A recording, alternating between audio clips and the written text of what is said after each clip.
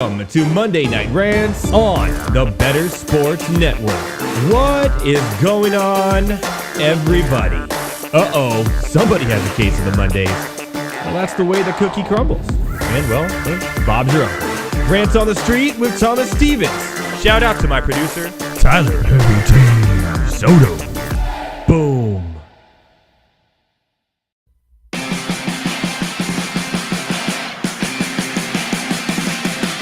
Rock out! What is going on, everybody? Welcome to Monday Night Rants. What normally would be the last weekend of a month was last week. We have another week. 5 weekends in October. It's crazy. Just before Halloween. And we had a Friday the 13th. That's insane. I'm looking forward to Halloween. I always do. Every year. It's one of my favorite holidays. We will, of course, be live next Monday night for Halloween, or the Halloween Eve, I guess.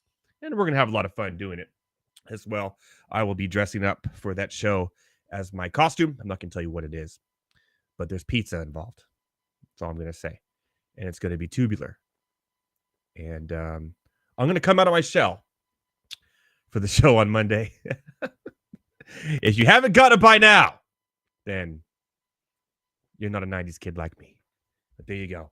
We're going to have a lot of fun next Monday night for the Halloween special here on Monday Night Rants. But that's next week. Tonight, oh, joyous occasion do we have such a great show, because the NBA season starts tomorrow. That's right. With 2 games, including the Denver Nuggets getting their rings. It's going to be insane tonight. We're going to talk about some of our win totals for the season, some of our favorite Rookie of the Year candidates, all the award candidates, and who we think is going to win the NBA title this year. Joining me is Heavy T and Thomas Stevens, of course, the Monday Night Rants crew for our NBA preview. But right now, too, we're going to take you through these as we go along tonight. We're going to have some fun tonight, live watching a lot of these shows, or games, really, as we got a Game 7. A Game 7 right now between Texas and Houston winner. I guarantee you a team from Texas is going to go to the World Series. I guarantee. Currently, it is 4-1 Texas over Houston with a big 3-run inning to start it off for the Rangers. And it's got another home run from Garcia to take it to 4-1 right now in the top of the third. And over here in Monday Night Football, the 49ers, they're the best overall team in the NFL, the 49ers. Well, it is currently 10-0 Vikings halfway through the second. What? That's right. I kind of thought this could be a trap game. We don't know how healthy McCaffrey is. Debo's out. 49ers didn't look great last week. The offense we don't know. The defense is still good, we think, but it's 10-0 right now. And Kirk Cousins without Justin Jefferson. It's the Addison show, right? 3 for 35 and a touchdown. Hawkinson already has 5 receptions for 58 yards. Boom. But one thing I wanted to talk about when I was doing research on this game, and I got asked earlier by Thomas Stevens, he says, hey, you have any favorite props for this game? And then I dug into it, and I found out that Juwan Jennings for the 49ers, this is the easiest win, I think, of all the research I did for this game ever. So I said, take the over on every Juwan Jennings prop there is. Longest reception for Juwan Jennings was 14.5. I think he got it at 15.5 later because I took it earlier in the day. He did that already in literally the first quarter. and his yards was 25.5. That run reception took him over the yard. So I won 2 already. He has 2 receptions, 1 more, and I hit the trifecta of all of his props. He's at 2 for 27. That's it. That's all I needed. The long of 18. Hit.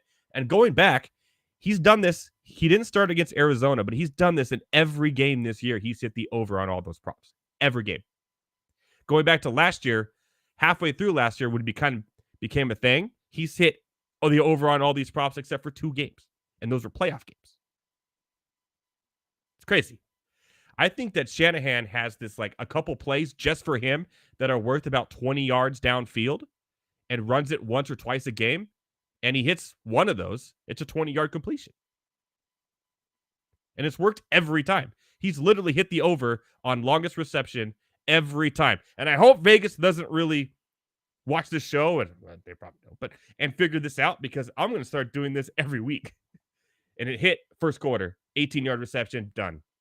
And that took me over the total too. Like I'm saying, Jauan Jennings has a thing here where Shanahan has a play drawn up for him that he uses once or twice a game that gets that prop hit almost every game. And the stats are here to back that up. It is insane. So hopefully, hearing this next week, you're all going to be like, oh, I'm going to bet on that, and he's going to go 0 receptions. That's the way it works, right? I put it out there in the air, and then you know how it. If everyone won every bet every week, we all be rich. But I'll tell you, the trend of him hitting those longest receptions is hotter than hot. I'm talking Taylor Swift hot. Not looking wise, just like in the news. But yeah, it's a thing. So there you go. There's my gift to you, my fellow ranters who watch this show, on that prop. Jauan Jennings, always take the over on longest reception. Always. Always. More times than not, you're going home a happy man. There you go. But if you are watching this show and you are watching this game and you're dumbfounded, well, you know who else is dumbfounded right now? Everybody in the Bettercast. That's right. Bettercast, bettercast.app. I had all my pregame questions. There was no Jauan Jennings questions, which I was a little irritated with because I would have hit them all. See, I'm going to have to talk to the guys about that and say, hey, can you put some Jauan Jennings next time we do a 49ers fan so I can get some extra points? Because we know something, my fellow ranters. We know something. But you can check it out. Which team will have the lead at halftime? I'm going to go on a limb and say the Vikings. Submit that answer right there. There it is. Look at that. Bettercast. And I'm going to go ahead and go chat with everybody as well.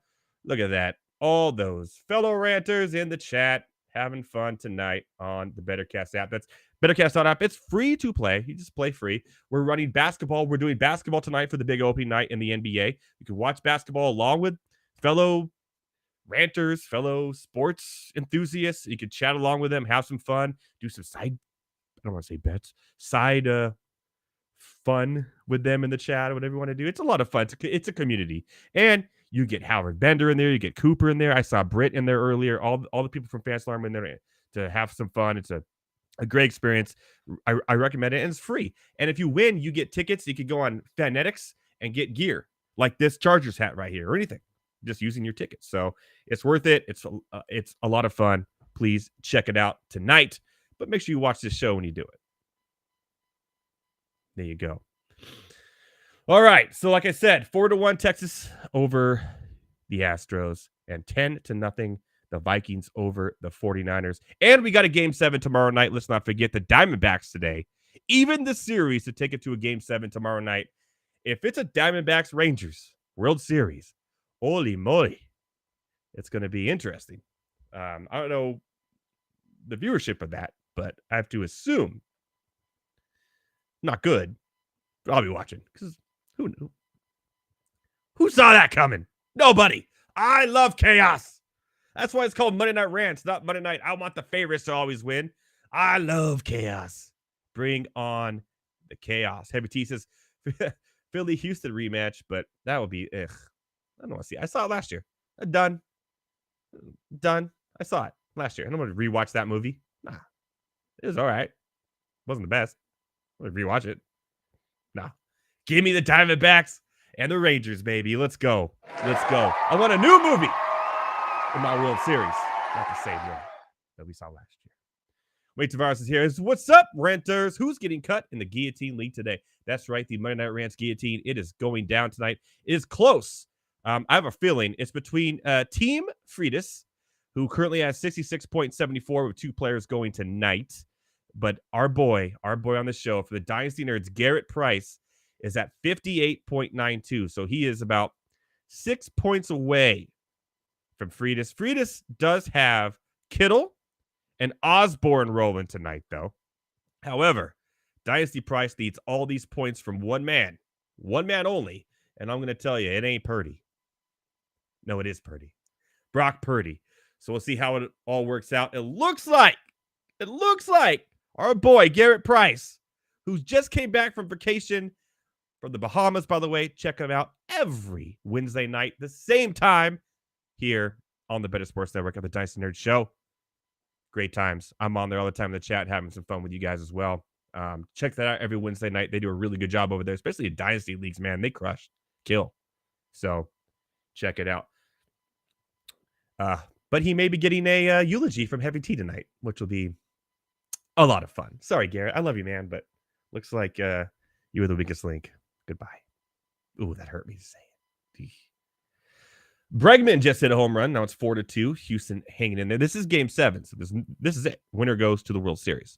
So it's going to be a lot of fun here tonight, like I said earlier. All right. Moving on to the NFL.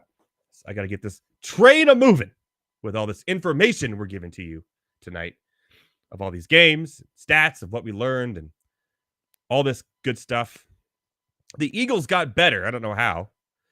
But Kevin Byard, who's been a staple of the defense for the Tennessee Titans for years now, goes to the Eagles, which, by the way, that was the Eagles' weak link.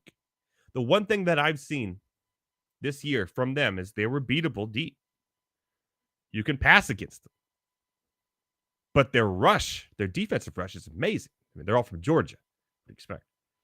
But, I mean, adding Byard right now for Terrell Edmonds and 2 draft picks, why not? Get that safety you need. Get that. They're Super Bowl or bust. There's nothing else. If the Eagles don't win the Super Bowl, it's a failed season. Failed. Yes. They were so close last year. They pulled the Chargers and blew it in the second half. It's Super Bowl or bust this year. It's not waiting until next year. It's this year. The Eagles must win the Super Bowl this year. They have the team to do it. And last night, it looked like they could be the team to do it. I know we've been a little harsh with them because they haven't been really putting away teams as we thought they would. But you know what? Sometimes the first, quarter of the season takes you some time to adjust and kind of figure out who you are, identity. Even a team that's returned to everybody. It's a different year every year.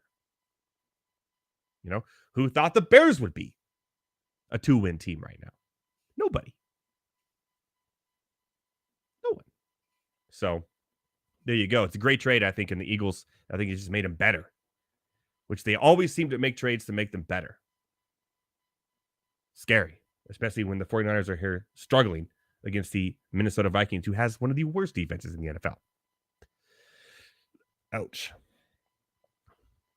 Yesterday was, and I don't know why this is a real thing, and now and I know what this will do, and what it's going to do is going to drive me crazy. But it's been a while now, a few years, and each year it gets bigger and bigger and bigger. But now when they're mentioning it on Red Zone every 10 minutes, that it's National Tight Ends Day, stop it. Which National Wide Receivers Day? Which National Quarterback Day? And then it goes, okay, there's not enough positions to have enough national days. There's not. There's more than 17 positions in the NFL. 18, I guess. National Kicker Day? Stop it. However, on National Tight Ends Day, the 2 best National Tyler Day? Come on. National Heavy T Day. That's what we need. However, on Tight End Day, it just so happened that the 2 best tight ends in the league put up. I'm talking about Mark Andrews and Travis Kelce. They did. Sure enough. And right now, the 3rd best, in my opinion, TJ Hawkinson, is getting some good work in here as well. So, maybe it's a thing. I don't know, but it's the first time we saw Andrews and Kelce this year 1 and 2 fantasy point wise. First time. So maybe national tight end. It only happens once a year, though. So I wouldn't be putting your money in the basket next week. Unless Taylor Swift is there. Because if Taylor Swift is at the game, put your money in Kelsey's basket because the Chiefs are 4-0 when Taylor Swift is at the game. And when Taylor Swift is at the game, Kelsey averages over 100 yards receiving. When she's not there, 46 and a half. Man, does that guy know how to perform? There's so many ways I can go with that, but I'm not going there.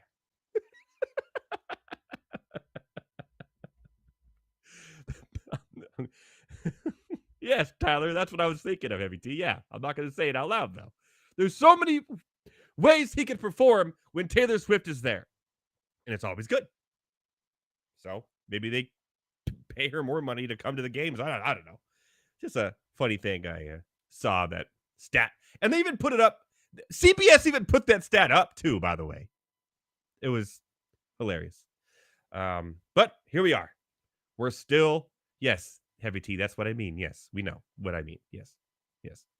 You got it. I don't know what the chatters are, but yeah. It starts with an S. Yeah. So there you go. Ends with an X. Anyways, speaking of terrible, the Colts alternate uniforms in this game. I don't know what is going on here or what they're doing with these. What do they call them? They're, I don't know. They're terrible. They're like a nighttime uniform that looks like a Duke uniform, but like a second class Duke uniform that you'd find at like a dollar store or like a, I don't know, man. They're weird. The helmets didn't match the jersey. They're called the Indiana Knights, whatever they're called. The helmets didn't match the jersey. It was like a dark blue. Like I said, looked like Duke. They're meant to be like nighttime. And they played the daytime game. Why would you save those to wear when you're playing at night? When it's actually night outside. Not Indiana Knights uniforms, at 1 o'clock p.m. in the afternoon. It was weird. However, nope, they lost. A good game, though, from Gardner Minshew, who, by the way, is a very balanced quarterback. You know how balanced Gardner Minshew is? Here's how balanced he is. Yes, they lost by 1 point, and they did put up 38 points against probably one of the best defenses we've seen since the year 2000, stat-wise, in the Cleveland Browns. The Browns did win. I don't know what's going on with Deshaun Watson. However, he ain't it. Even when he's healthy, not healthy, concussion, he's good. He got cleared by the concussion, but the coach just maybe said, nah, man, you're good. PJ Walker still won. However, this jersey and Gardner Minshew for the Colts. 4 touchdowns for Gardner Minshew. 2 passing and 2 rush, right? Wow. Fantastic. But here's how balanced he is. 4 turnovers. He fumbled the ball 3 times with an interception. And going back and looking at his stats, the dude will throw 3 touchdowns and turn the ball over 3 times more than you think. So he puts up stats. The team just doesn't win. So, by the way, that dude, Gardner Minshew, he has like a Harley Davidson ad where he's like his mullet, his mustache, he got this whole thing, his belt buckle. It is something to behold. If you haven't seen it, give it a goog. It's crazy. In that game, though, shout out to Myles Garrett, who by far, and I mean by far, is the favorite to win Defensive Player of the Year. By far. Not only, he's the first player this century, with multiple sacks, multiple fumbles forced, and a block kick in the same game. Literally led the Browns to come back and win that game. Single-handedly. Giving them an opportunity. With the fumbles. With the strip sacks. With the block kick. Myles Garrett is the man. And my favorite now to win Defensive Player of the Year. And I mean by far over TJ Watt, over Nick Bosa, over Parsons, who've been hit or miss. It is Myles Garrett's award to lose at this point. How great he's been playing. When you're in a category of first player this century, you're doing something right. Oh, by the way, his 82 career sacks are the most ever by a player yet to turn 28 years old. Shout out to Myles Garrett. We all love the Lions. We loved the Lions. Oh my God. They're tied for first place in the NFL. They've been so good. Boom. They got absolutely, and I mean absolutely embarrassed by a running quarterback. They haven't played a running quarterback yet this year. Lamar Jackson made them look silly on defense. We've been saying Aiden Hutchinson, this defense is so good. They're back. This team is gonna, whoo. They probably need another year after watching that. It is crazy. The Ravens became the first team to score a touchdown on each of their 4 drives in a game this season. So the Ravens scored a touchdown on their first 4 drives this season. They did all of that. 28 points, 4 touchdowns before the Lions even got a first down. I know they're without Montgomery.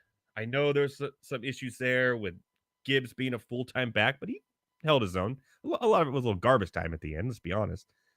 But, that was hard to watch. We do have a touchdown in the Monday night game. McCaffrey, again. What is it, 16 straight games now, Heavy T?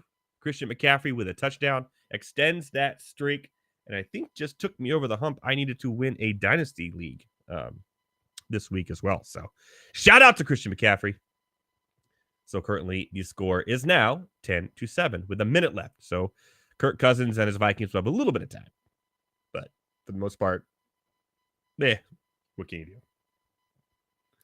I just want to throw this out there real quick. I'm sure Heavy T is going to love this. Absolutely love this. Tyler Badgett is the winningest. Tyler Badgett, percentage-wise, is the winningest quarterback in Chicago Bears history. Shout out to Tyler Badgett. What do we do here? I don't even know. You know how we love our quarterbacks for the Bears here on the show, so I just wanted to throw that out there real quick and let everyone knows how bad it is. The Raiders, wow. You literally lost to a quarterback who started his first game, was undrafted out of Division II, Shepherd University. The Rams. Go Rams. Not good. Not good. And only DJ Moore, really. And Deontay Foreman. Really? Come on. And then you have Devontae Adams saying, give me the ball. I want to be traded. Give me the ball. I want to be traded. We're not trading you. And what does he do? Drop a wide open pass in the end zone. This is the ultimate. But they are who we thought they were. And we let them off the hook. More on them later. By the way, Tyler Badgett? Badgett? I don't even know how to say it. H-A-N. Here's what he said before this start, which is really fun. He said, I was like, what would you do if you didn't reach the NFL? That was asked to Badgett. What would you do? This is his answer, and it's hilarious. I was basically just going to CrossFit my life away, he said. Basically just get as ripped and jacked as I possibly could and be a teacher at Martinsburg High School. The Raiders lost to that guy. He thought he was going to be a teacher and get ripped and jacked doing CrossFit. That's insane. Shout out to the Jets, who earned a half game on Miami and Buffalo by not doing anything on their bye week. Buffalo looked terrible. And a big shout out, and I mean huge shout out to Thomas Stevens, who on this show brought it to my attention that the Buffalo Bills are really, and I mean really, one-dimensional. It is long throw or nothing. That is it. Their running game is 0. And Cook's a good player. Everything is trying to extend and Josh Allen trying to throw the ball downfield as far as he can. It can only work so much. Even James Cook was catching bombs yesterday. It's not the game. Nothing short. No check down. Everything is screw it. Stephon Diggs is down there somewhere. Oh, incomplete. Yeah, he got his touchdown. They lost the game. They're really, really one-dimensional and easy to figure out. And teams are starting to figure them out. Yeah, they were blowing people away the first, 3 of the first 4 weeks of the season. But now we're seeing teams say, oh, we'll just be as deep. The Bills are in trouble if they don't figure it out. It's a huge identity problem. As far as the Dolphins are concerned, yes, the best offense in the NFL. I get it. I know. Waddle left the game for a while.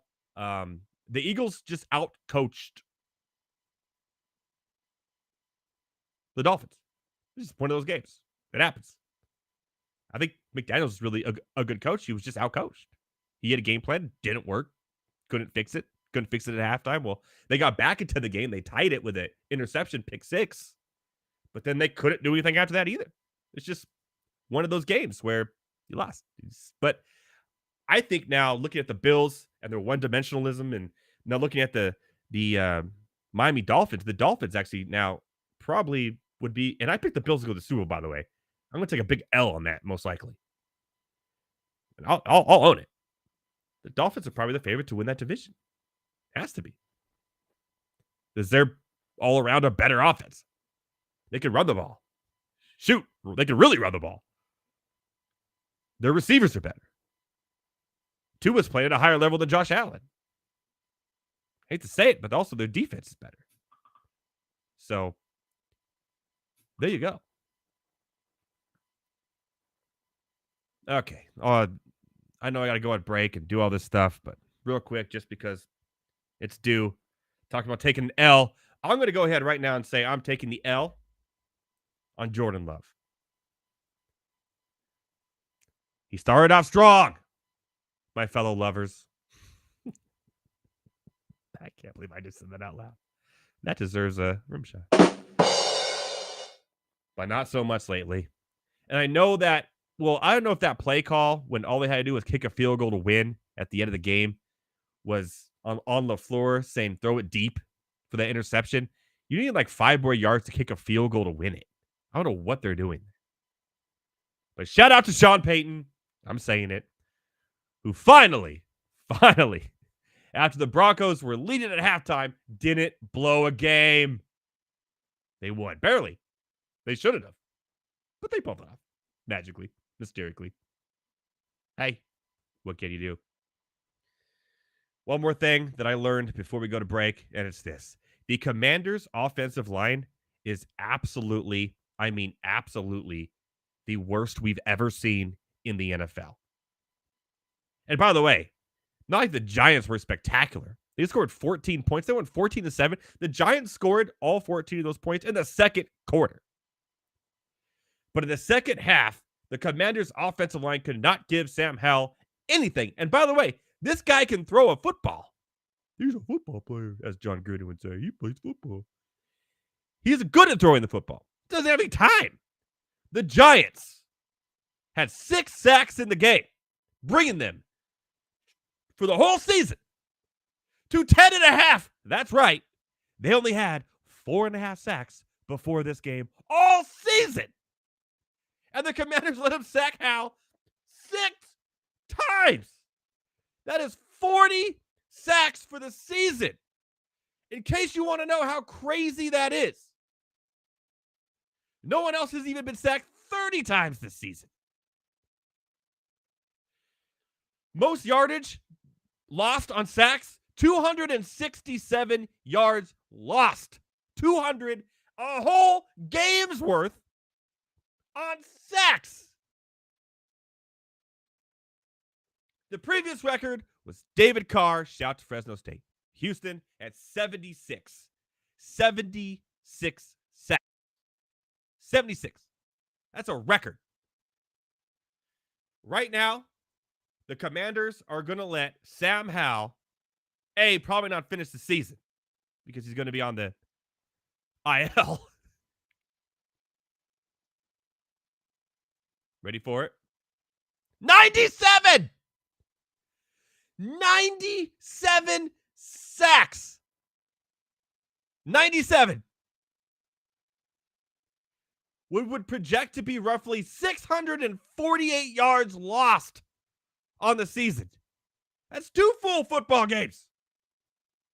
That is absolutely embarrassing and historic. It is historic. But if they give up 100 sacks and lose almost 700 yards because of it. Riverboat Ron? Well, let's lose that. If his name was Frank, he wouldn't be called No One to Fold Him Frank. So let's get rid of that Riverboat name. He sucks. He go. Couple of news before we go to break real quick, before we do our NBA preview. A touchdown. I said there was like little time left with 16 seconds to go. 60 yards for Jordan Addison, the rookie coming to life here. He's been pretty good, though, all season long, but without Justin Jefferson taking the reins here. 4 receptions, 95 yards, and 2 touchdowns in the first half for our boy Addison. 16-7. The Vikings in a trap game. McCaffrey, in case you were wondering, seems to be completely healthy. He has all the carries, 11 for 35 and a touchdown. Ayuk, 5 for 57. And Juwan Jennings, why not one more reception? That's right. The trifecta hit. Over on receptions, over on longest reception, and over on yards, all in the first half. Stick with your boy and Juwan Jennings, but also stick with your boy as Heavy T and Thomas Stevens joins us for not Rants on the Street. No. It's our Monday Night Rants NBA preview. We'll see you after the break, my fellow ranters.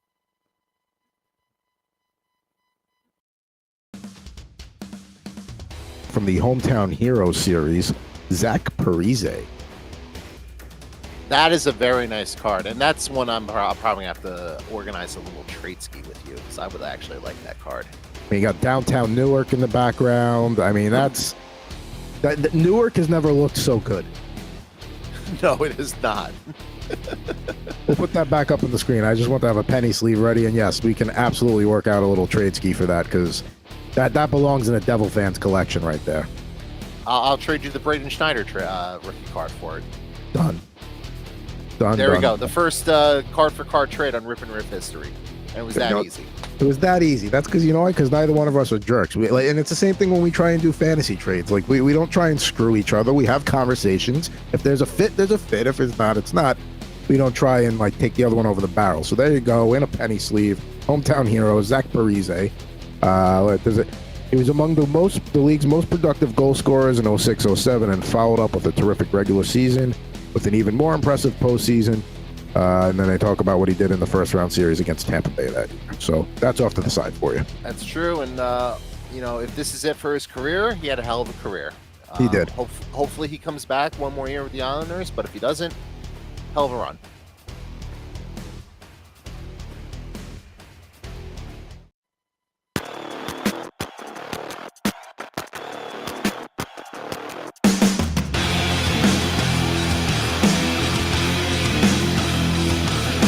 What's going on, my fellow ranters? If you are listening and you are a Texas Ranger fan, shout out to you, my friend, because it looks like, barring some sort of miracle here, they just put up a Brett Favre in the Brett Favre inning. And it is now 8-2. Rangers over the Astros. We're going to see a new team in the World Series, and I will rejoice. I love it. What say ye, Heavy T? I mean, look, good for Texas, good for them. I just don't. Here's the thing: if it's Texas versus Arizona, it has a chance to be a decent series. If it's Texas versus Philadelphia, Philly sweeps or wins in 5. I'm calling that. I don't want to see that. That's what I'm saying. Diamondbacks and Rangers. I'm rooting for it. Let's go. I'm on the Phillies. I want the Phillies. Phillies. Better Thomas over here with his Phillies. You saw the Phillies last year. Get over it. They lost. I mean, look, I'm okay with the Phillies going back to the World Series. I would love if maybe Arizona beat them tomorrow and Philly makes it back next year with their new center fielder, Mike Trout. So I could see him in a World Series. So, Okay. Well, this is the NBA preview show. Yeah, not the early MLB preview show. So we'll do that. But real quick, Thomas, Russians are really good at MMA and nobody else is. Is that what I got from right? Yeah, pretty much. That's pretty much what we got. Yeah. The main event, though, I mean, like you saw that it was 7 days notice. You know what I mean? Yeah, but it was and I don't know why they stopped that one. That was silly. Yeah. Are you talking about the Johnny Walker? Yeah. I mean, I know that like it was the right call in the moment, but you're supposed to give him 5 minutes and then ask those questions. You know, not 30 seconds of. I'm like, I know it's in Abu Dhabi. We're like, I don't even know what state that or country that's in. Like, that would be the United Arab Emirates. Know your geography, my guy. Okay. All right. Thank you, Heavy T. Heavy T's like 1 of 4 people on the earth. Anyways, it was still fun to watch. I enjoyed it. So we'll move on to what's most important here right now for everybody, all the fellow renters out there, everyone, is the fact that the NBA season starts tomorrow. Our boy Thomas team will be playing as well. Heavy T, what's your team? I don't think we know what your NBA team is. So I'm in an interesting position. I grew up and I still do root for the Lakers because when I was a kid, Kobe and Shaq were dominating. Right. I hate LeBron with the passion of 10,000 suns. I can't stand that dude. Yeah, so a lot of suns. So I'm in this really weird thing where like if the Lakers win, cool, I guess. But I'm just kind of watching the league. I mean, it's kind of fun. It's kind of more fun to do it that way. I do have a soft spot for the Rockets though, since I lived in Houston for 2 years. So watching that team rebuild. I mean, they finally put it together. They have a ton of 20-year-olds, man. A ton. Mm-hmm. So. Yeah. I mean, it might take another year. And I think, one old man. Yeah. I think my one bold prediction though was that they finished top 8 in the West. Anyways, moving on. We'll get to that, I guess. Okay. Interesting. Let's look out just real quick before we go into like the futures and all that stuff like that. Let's just look at the futures for the championship odds right now, currently, where it stands. Boston has actually moved to tied now after the trade. It's moved again, where Milwaukee and the Celtics are tied for the first overall odds to win the title. Denver's in third, so it's 380 apiece. 550 for Denver, and then Phoenix fourth, which I don't like. More on that later. The Lakers at 1,200, Golden State at 1,300. Then you got Cleveland at plus 3,000, which I find interesting. Then you got Memphis, Dallas, and going down again. The Clippers, Philadelphia. Man, the Clippers are all over the place in odds. Some have them as low as 1,800. Some have them as low as 2,700. Mm-hmm. They're one of those teams where like nobody seems to know what they're going to do. I don't even know. I'm a Clippers fan. I don't even know what the hell they're going to do every year or how many games are going to be missed through injury or what. But yeah, that's crazy. Philadelphia, we don't know what's going on with Harden. And then Miami, I think, is the really most interesting bet here. All the way down, we get them at plus 3,000 here to win the title. And I kind of like taking maybe sneaky odds on that. They seem to be in it every year. Yeah. Butler, it really hurt his feelings last year where he went emo on us. He would say, Jimmy Butler, eat world. And I don't know. I think those odds are nice to just sprinkle a little bit in. Is there any team here that you like or don't like being this high? I would. Go ahead, Ted. Go ahead, Tyler. I think just the Miami being plus 3,000 just seems insulting. Mm-hmm. I don't understand why. Yeah, that's something I would sprinkle $10 on to win 300 down the road at plus. Yeah, for sure. You might as well. I mean, it's $10. It's not going to kill you unless it's your last $10. Then please don't gamble. But gamble responsibly, people. Yeah, gamble responsibly. But I think like it just seems disrespectful. And while I'm on the disrespectful train, Denver being third still the is hella disrespectful. Yep. That's so sad. I mean, what are we doing here? You know how I feel about that. They're like, yeah, if it's not broke, don't fit. How's it go? If it ain't broke, don't fix it. Yeah, there you go. They didn't need to fix anything. They're the same team. They lost one player in Bowen. That's it. Mm-hmm. And I think they have a guy on the team named Braun who could replace that. Christian Braun. They're the same team. And they literally dominated the playoffs. Like it was a no joke dominant. It wasn't like but Michael Jordan. It wasn't the Michael Jordan years dominating the playoffs. But in common day, they dominated the playoffs. Yeah, for sure. Man, it's the same it thing was as last easy. year. They were disrespected all last year. They were disrespected even in the playoffs. You know, they fly under the radar, and for them to be 3 is kind of out of this world. But I also, real quick, want to say I would sprinkle money. I know they're having problems, but I still like the team when they figure whatever they need to figure out. And even without them, I still like it. I'd sprinkle on the Philadelphia 76ers too. Yeah, a little bit. The East is a little easier. They are getting better, though. I think they're late. I think they're late. There's one team we'll talk about over when we talk about the win totals that I really like and want to ask you guys about. But I kind of like that too. But what's going on with Harden? What's he gonna do? Like, well, yeah, he's being Harden. Yeah, he's being Harden.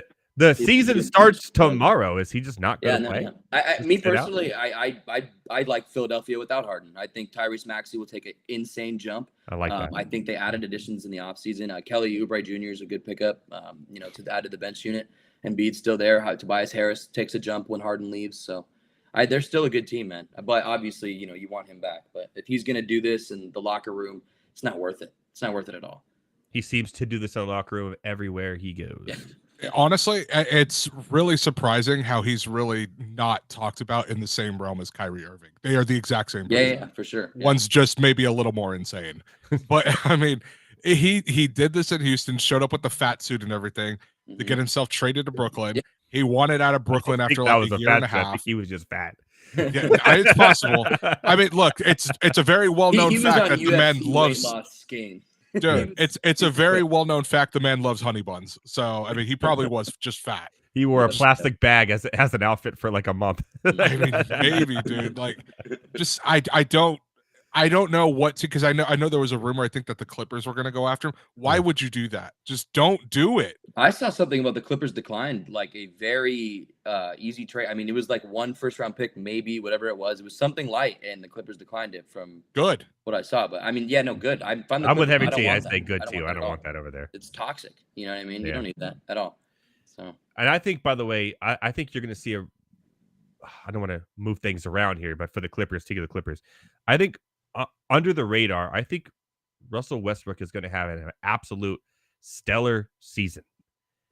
And he's not going to get the points he used to, but he's going to close to a triple-double, I think, season. But I'm talking, not his old 20 points, but like 9 assists, 8 rebounds and like 12 points a game, which is great.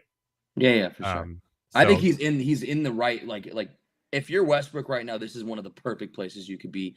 Like, they appreciate you coming off the bench. You've taken the role, even if, he starts or whatever it is. And I think he probably actually will start, right? They're going to switch him up with Terrence Mann, I think. Whatever it is, like, what's around him is enough to where, like, on the Lakers, man, he was not good, 100% not good. But there was no shooters around him. You know what I mean? And so what you guys have is where Westbrook can drive and kick out to the corner to many different options for an open bucket. So I could see it. I like the fit with Westbrook. He balled last year, and when Kawhi and PG went out, he carried the Clippers in those playoff games. So let's talk about some over-unders then. We'll start with the Clippers. Currently, it's at 46.5, which I find very, and I mean very intriguing. 46.5 wins. I kind of want to take the over, knowing that maybe Paul George and Kawhi know that, hey, this is it. This is the end of our window.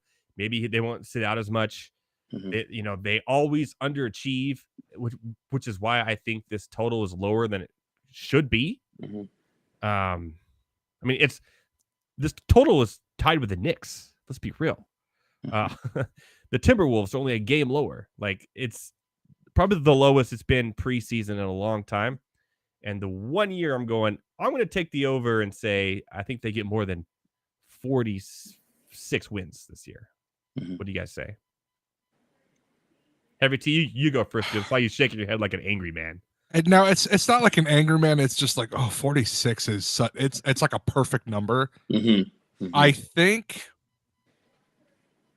I'm going to say over, but I'm going to say slightly over. They win between 47 and 50. I'll leave it. I can get down with that 100%. I can get down with that. The only thing that scares me, man, is I know the league is cracking down on load management this year, and if they're doing that, it's like he already gets injured when he does load management. What's going to happen without load management? So I don't know. That scares me a little bit. But if everyone's healthy, they're going to fake an injury. Yeah, they'll crush that number though if everyone's healthy, 100%. Yeah, Oh, if everyone's yeah, healthy, totally. they'll crush that. It's just that's the factor, right? And now Vegas is like, I believe last year it was at like 49 at the beginning of the season. So Yeah, you'll have optimism for the first 3 games, and then after that, it's an absolute roller coaster. the first game, or every time we played the Lakers, yeah, that's true. that was a burn. It was a good one. All right, let's talk about some other teams here. We're talking about some over-unders. Obviously, the Celtics are the favorite, 54.5. Oh, I don't know about that one, actually. I don't think there's going to be like that one dominant team. 52.5 for the Nuggets. The Bucks 53.5. The Suns 51.5. That's the one that I look at and go, 51.5 for the Suns? Under. I want to go under there. Yeah. They really don't have a bench, right? So their starting lineup is an all-star lineup. I'm not gonna lie, but and they got rid of the cancer that was DeAndre Ayton, right?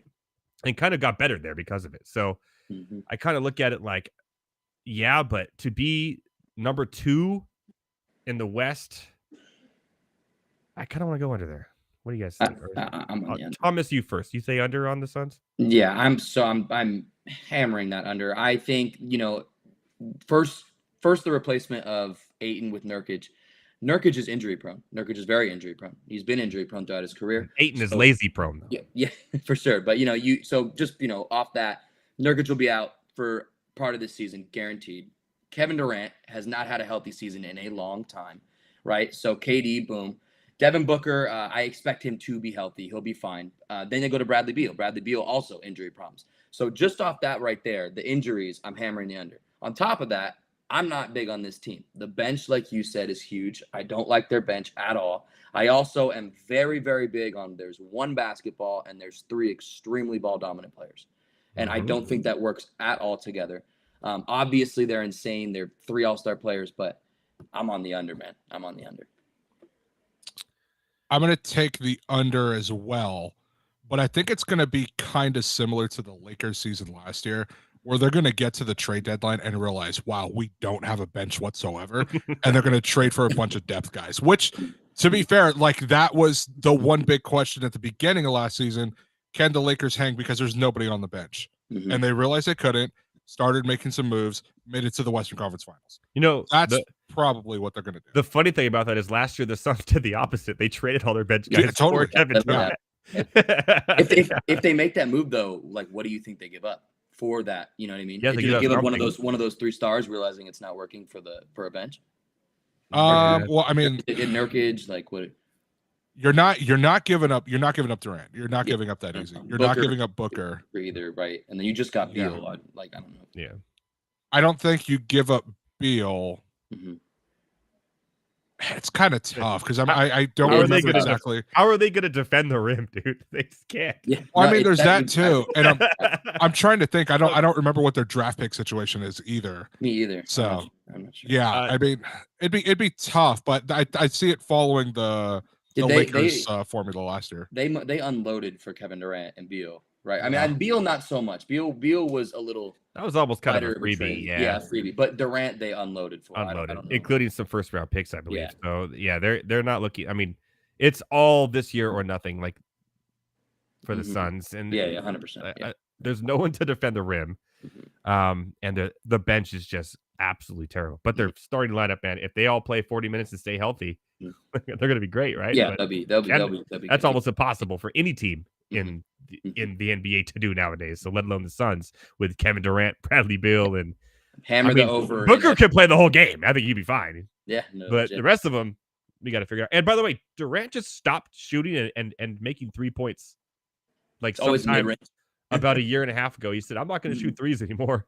It stopped, which is going to the mid-range, an interesting change to his game too. So we'll see how it all plays out. We'll move on. The one I find really interesting that I'm taking the under on too, and then we'll go over some unders, is the Cleveland Cavaliers. I think are ranked really, really high here. They have the 5th highest over under at 50.5, and I really, really want to hit the under on the Cavaliers. They had a great start to the season last year. Then it finishes well. I know they're a good young nucleus. They've got rid of a lot of players, got players coming in. but I'm just not sold as that, like on them as a full. Like I know Mobley is going to be a good step up this year for them, but I just don't feel like they're a 51 win team in the NBA, especially with a lot of the other Eastern Conference teams getting better, which we'll talk about later. Tyler? I mean, yeah, I agree with that. They're middle of the pack, 4th, 5th in the East. I think that seems incredibly high. It is. It's insane. My eyes popped and went, I'm hitting under on that. That is. Yeah, I think I gotta not just hit the under. You gotta smash it, dude. Just break that under. Smash it. Smash that button. It. Bet $1 at a time. Smash, fast, smash. I'm all in on the under too. I 50 wins for that team. I don't think they're a good team. Don't get me wrong. But they're a solid 50 team. 50 wins, no. The Bucks, but not a 51 win team. No. I'm still Joel Embiid killed them. I'm still on the 76ers. I had no one stopping Joel Embiid. 76ers is 47.5. 3 games less than the Cavaliers. That one's interesting. That one honestly kind of takes me because you don't know the Harden situation, so it's a little weird. But that one, I'm going to be honest, for the Sixers, I go under. This, it might be a hot take. Oh God, I think they blow it up midseason. I think they absolutely blow it up. Does blow it up mean Embiid? Yeah, Embiid's gone. Damn, I think he's gone. That is a hot take. At the trade deadline, of course. Yeah. No, he's gone. I mean, like you kind of look at it and it's like if you get to that point where if you're right and they're having that failing season and Harden's not coming back, you do have that Maxey Embiid to kind of build on, but it's like, are you really going to build on that with Tobias on a max contract? You got to get rid of that. Exactly. You know, like, yeah, no, I mean, like if failure happens, that's not. I mean, why not just, okay, let's trade Embiid. Let's get as much as we can back. Let's try and build around Maxey. Yeah, Maxey. Yeah, and Tobias gone. You get rid of that contract. But yeah, you get rid of that contract too, and you might have to give up like a draft pick or two just to get rid of it. But it would be worth it. Yeah, I could totally see them just absolutely blowing it up. It's going to go one of two ways, right? It's going to start. The year's going to start off really well, and they're like, we don't need Harden. They're going to start to like this 10-2 and be really good, or they're going to be 2-10 and go, okay, it's like everything with Harden out there is going to determine their season real quick. And I think Heavy T's kind of onto something there. We like them as a team where we think they could be good, but there's also that scenario where, okay, Doc Rivers did not work out, right? And here we are, James Harden hates our owner, and he's going out to kid charities and yelling about him, which is God, that was so funny. That was so funny. In China too. Let's yeah. So I can see that scenario where you're right. They have a really good. Terrible November and terrible December, and it's just tear it all down, start over. Yeah, just looking at the schedule right now, between the beginning of the season for them, which is on Thursday, and November 14th, at Milwaukee, at Toronto, Portland, Toronto, Phoenix, Washington, Boston, at Detroit, Indiana, Boston. 500. Yeah. That's 50-50. One of those teams you mentioned, actually, which is in the East, which I want to take the over on really bad, and who I think is going to be one of the hot teams this year, you mentioned. That's the Indiana Pacers. Yeah. 39.5. I am over. I not only do I think this team makes the playoffs, I think they'll be in the East, could be a top 5, maybe at that 5 spot. Missing that's way too low for me. They had a great with Walker draft pick. Like the team as a whole is coming together, and they're really young and playing well. And I like what they're doing. I really like this that's team. A great pick. It's a great pick. I like that a lot. Quietly too. They just built a really good young team with that's deep. So I like the over on the Pacers. I like what they did in the draft. I mean, they have a superstar that no one's talking about too, who I think is going to be an NBA All-Star this year. I think he won last year in Halliburton. He was, right? Maybe I thought you were going to say NBA All-Star. I thought I heard an M. I was like, oh, he is not saying MVP. Please don't say that. No, I was going to be like, oh, I was about to log off and get out of here, dude. I like Halliburton's game. I think Sacramento was stupid to get rid of him. I saw what they did and what happened to them. They became a powerhouse last year. So if Halliburton had a better team that was like, he could really make some noise, he'd be in the MVP talk 100%. I'm looking at this team. The stats are there. The stats are 100% there. It's just the team. Your team is a huge factor in an MVP conversation. And so you're not going to go very far. I like, obviously, Miles Turner, right? The trade for Obi Toppin is going to go down as one of the best offseason trades. This dude has been stuck behind Randall, who plays 35 to 40 minutes a game, man.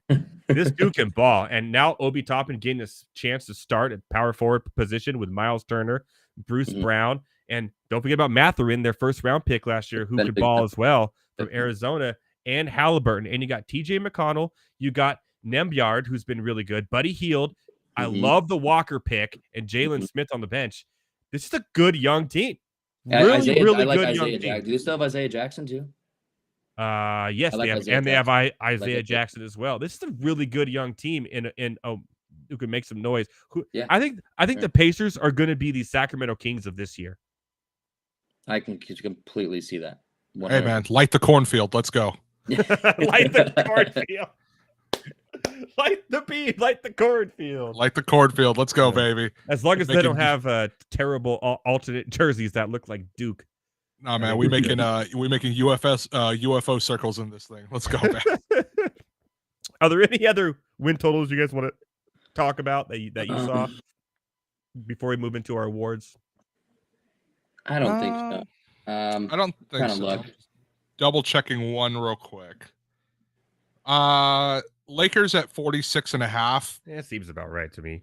I'd probably go slightly over. I'd probably go like maybe. I literally think we get around like 48, 47. Just saying, your Rockets are at 31.5, the fifth lowest, which smash the over. Yeah, smash the over. I'm hitting the over on that. 31.5. What about the Jazz, who had a really good hot start last year? What are they? 35.5 now. I'm taking that over too. They had a really good draft too. And I think Walker Kessler is going to have a humongous. I'm with you there. This Lauri Jazz Markkanen's a baller. The Hornets are about right. I mean, they have two good players on their team. That's it.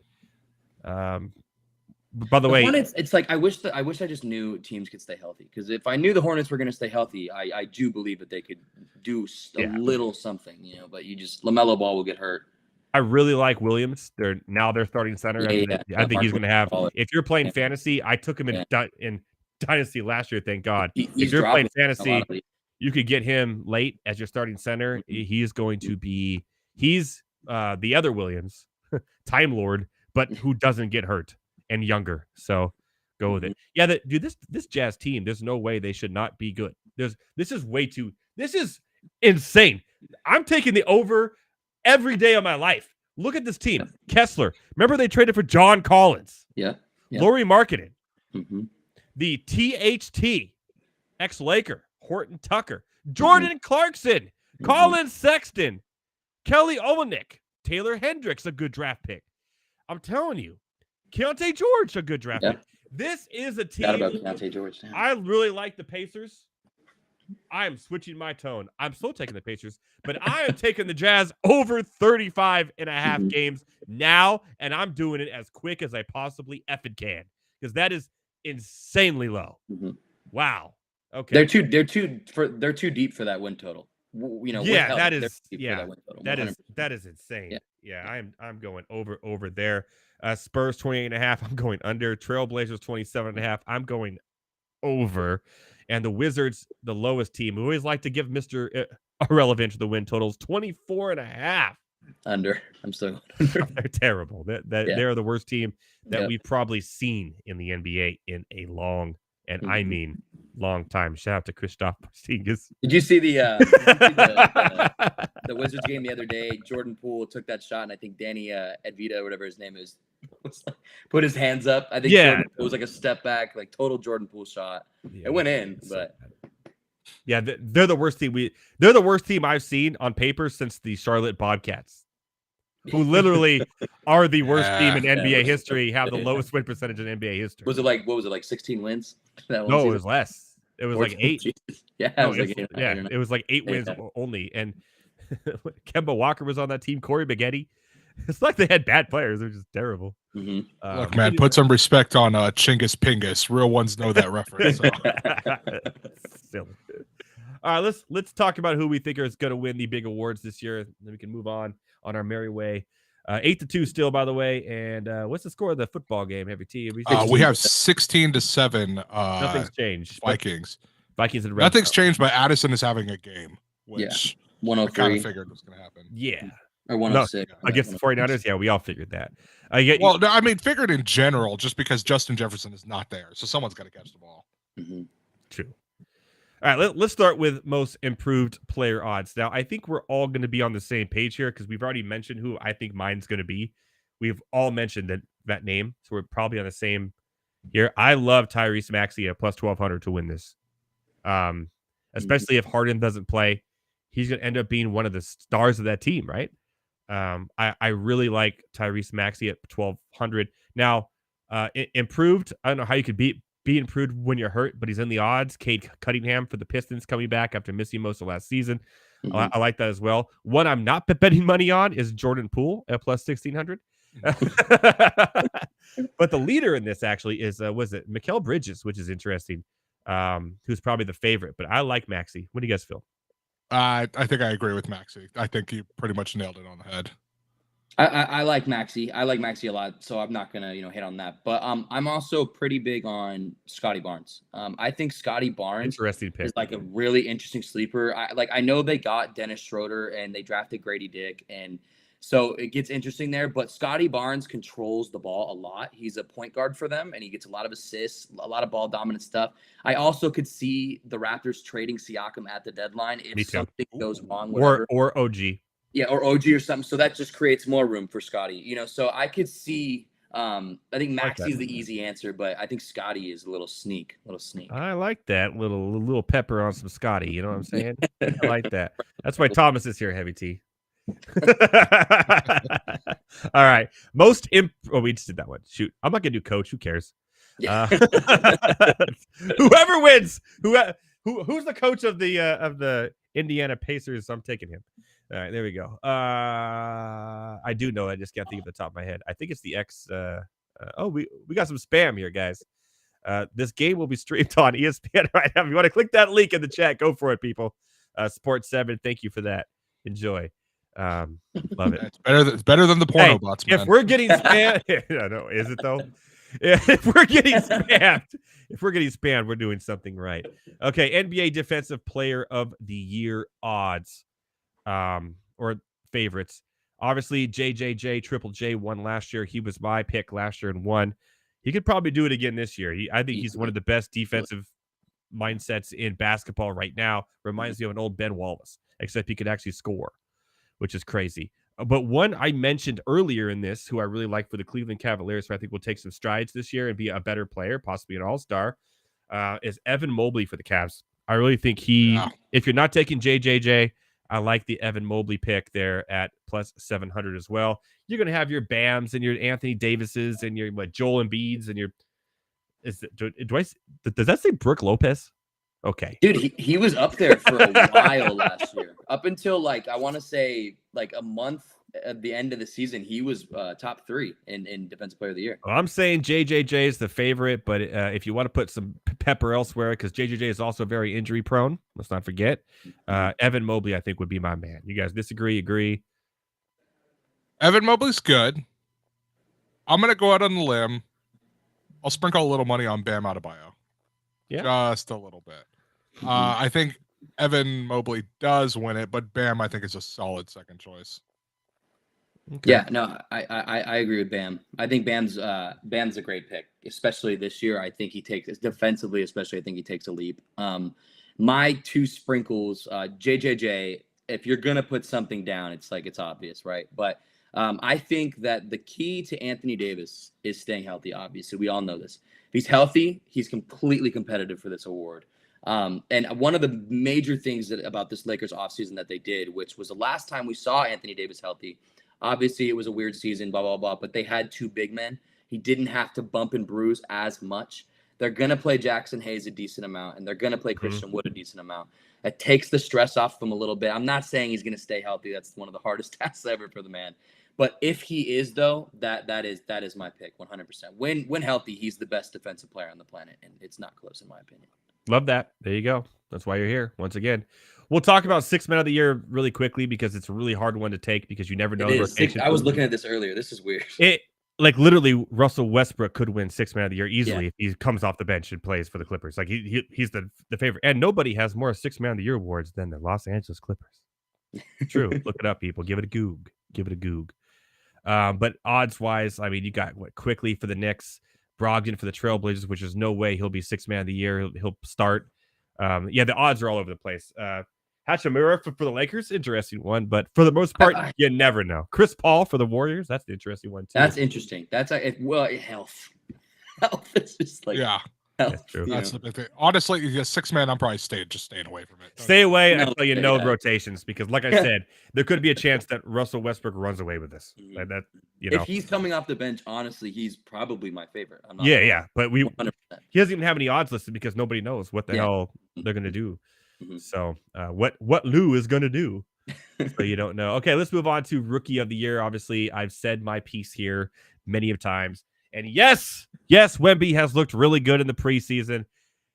He looks like one of the trees from Lord of the Rings, the Two Towers, playing basketball. It's crazy. And in 4 minutes, I saw him get 2 blocks, slam dunk, hit a 3, and go crazy.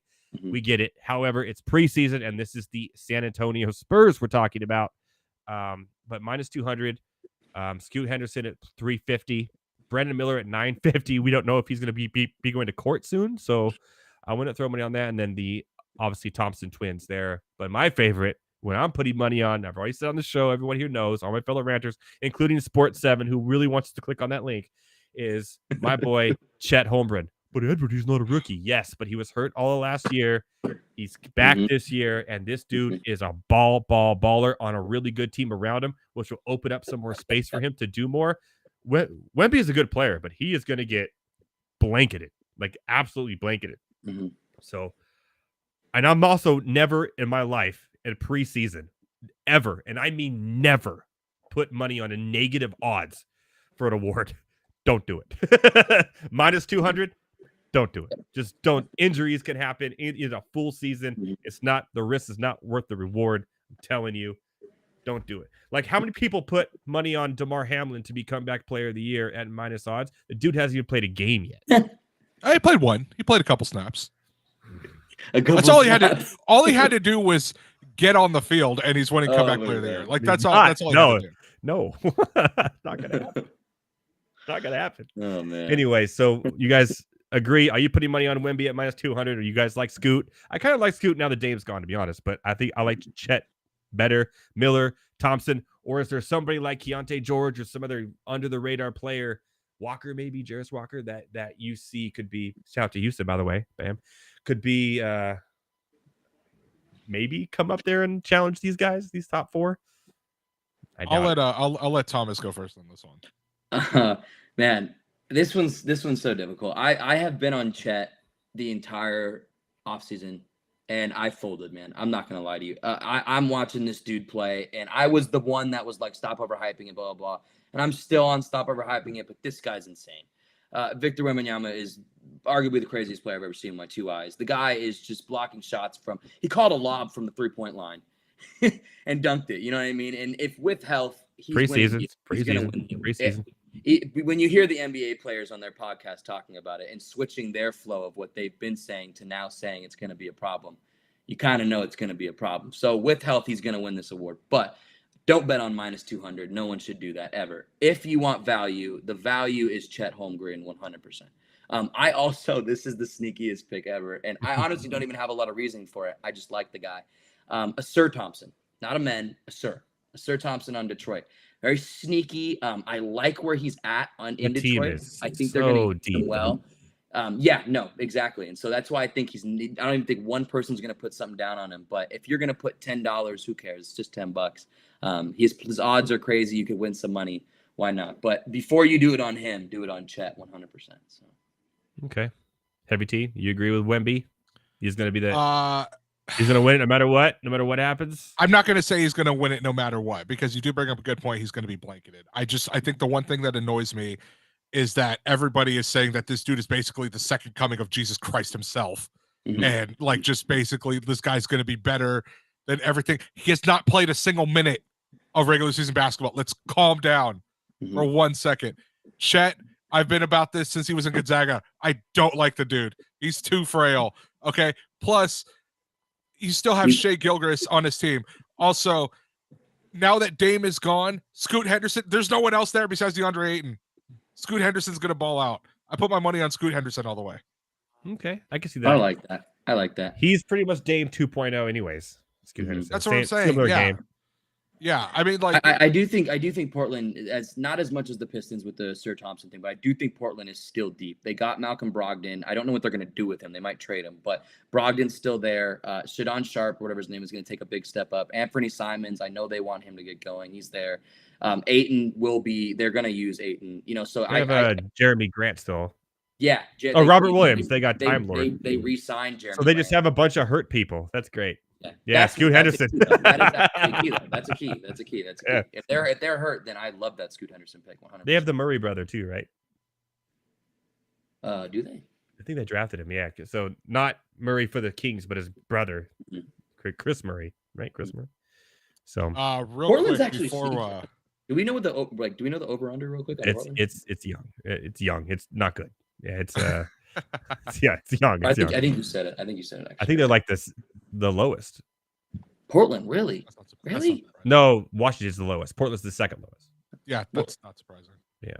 What is it though? Do you know? I'm trying to figure it out. I'm 20 trying to get MVP odds going. If we can finish the show. And My bad. this guy's over here. I'll check it. I'll check it. This guy's over here and like But throwing a real wrench at quick, everyone's. Real spoke. quick for the fantasy football owners, Christian McCaffrey, 35-yard touchdown reception, Two now. 19 to 14. All right. Vikings. Understood. Also, Portland is at 27.5. They are at number 2 though. They're the Spurs are right ahead with 20.5. So yeah, 27.5. I'm taking the under. Yeah. Not enough depth. Yeah. Not enough depth. Injuries. Just Scoot Henderson, rookie, can't handle it all on himself without anything. He has nothing around him. He has zero. You don't believe it? You don't believe in Anthony Simons? Yeah, kind of, but they're more defensive. Like all these players we're mentioning, like Tybal, he's a defensive first. Yeah. He's a great defender, one of the best in the league. But the dude can't make a shot if it was pouring for him and give it to him at a bar. Mm-hmm. Like it's just not. Yeah. Like that was, by the way, that was good. I got heavy to laugh. I'm not shaking. Oh, that was pretty good. I'm like, all right. That was a good one. All right, MVP. I feel like we're all on. Well, yeah. I want to say. I think we're all going to be maybe not heavy T. Heavy T's like Well, no, we'll see. Because now I'm curious. I'm like, wait, who are you on? So now, okay, go ahead. I'm on the part-time job. I'm on the guy who takes this is his second job, Nikola Jokic. Okay, cool. Yeah, I'm on the same guy, dude. The part-time job. That's a really good way of explaining it. No, dude, like, is it? To be perfectly honest, he should have won it last year. Yeah. But I mean, he'll gladly take the ring over the MVP, so he's not complaining. Sure. The only reason he would have been disappointed is if he lost, is if it came with a free horse, but I don't think it does. So, other than that, but like, no one else is stopping him. Luka's Luka, but Luka's like, he still has a little bit of a ways to go. Yeah. And the Nuggets will be a better team. Yeah, the Nuggets will be a better team. They could give it to Giannis again. That's probably his biggest competition. It will be tough now because Giannis is going to have. He's not going to put up the amount of points because of Dame's going to be. Dame. Yep. He's not going to have Holiday facilitating anymore. He's going to lose shots. Yeah, I mean, I honestly think like there's a big drop off after Jokic. Oh no, there's a massive drop off. Like, so I'm looking at the odds right now. So Tatum is higher than Embiid. Yeah, you have Jokic, Luka, Giannis, Tatum, Embiid, and then Curry. There is a massive drop off. Yeah, right. I'm not on any of those. If there's anything that could possibly be a thing, and if this team, one of our sleeper teams, actually does a run and ends up being number 2, maybe in the West, I know you're going. SGA. I like that. I like that. Shai Gilgeous-Alexander could be a worth how low is he? 1900. He's low, right? 1900 on 1900. Yeah. I like that. On BetMGM. I like that.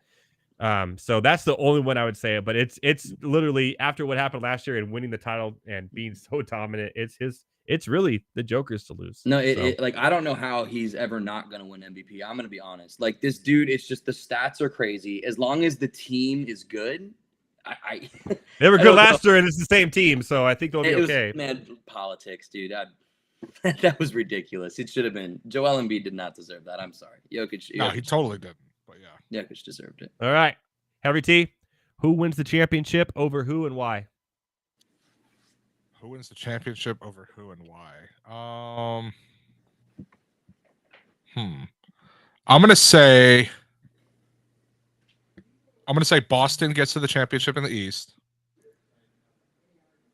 and I'm gonna go out on a limb, and I'm gonna say that the Suns figure it out with the depth issue at the trade deadline, And but win the lose whole to the thing? Nuggets. But lose to the Nuggets in the Okay. WCF. You were tricking us there. You had us going, MT. No, so you'll have Nuggets, Celtics in the finals, and I'll even go on a limb and say Nuggets win in 6. Okay. I like that. Our Monday Night Rants NBA expert over here, Bennett Thomas. What do you got? I'm gonna be quick for the East. Celtics. Celtics are my favorite. I think with health, they are insane. On the other end, I'm going with the Lakers, man. I think that the Lakers got better. We have the same team that went to the Western Conference Finals, but you swapped out Dennis Schroeder for Gabe Vincent, Mo Bamba